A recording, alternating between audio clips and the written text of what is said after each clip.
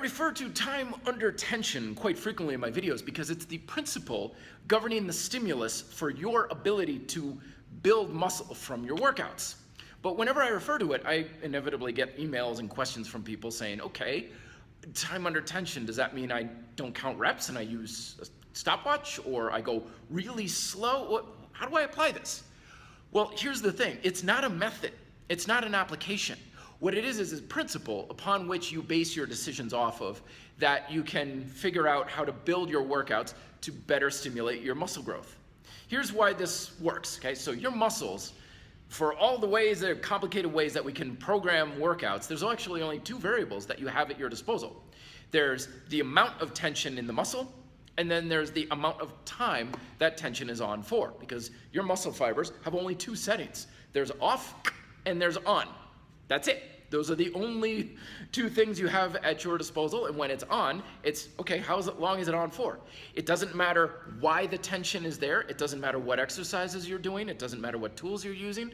It doesn't matter what program you're using. And none of that stuff matters unless it's either changing how much tension is in the muscle and how long the tension is there for. Those are the only two variables you should really concern you with when building muscle is your focal point.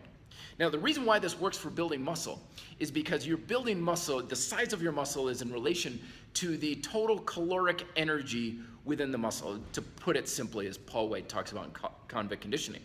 When you contract a muscle, it's kind of like you've got an energy level like a battery, and it starts draining down. Now, the more tension that's in the muscle, the more motor units you're recruiting, the more fibers that are firing, so the faster that battery drains down, if you will. That's why if you do a harder exercise, you can't do it as much before you get tired. You're draining this same amount of energy faster. If you're holding the tension for a longer period of time, you're taking that energy and you're draining it down further.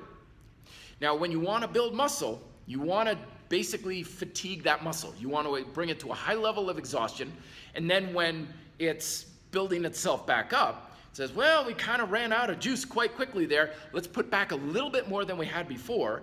And that makes your muscle just a little bit bigger through supercompensation. You repeat this sort of thing over weeks, months, and years, and you get jacked.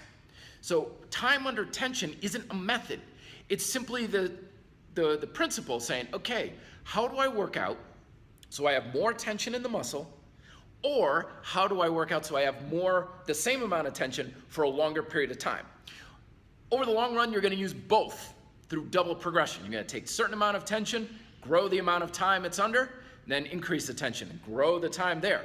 Tension, growth. And that's how we get to be, we could barely do 10 push-ups to 100 one-arm push-ups.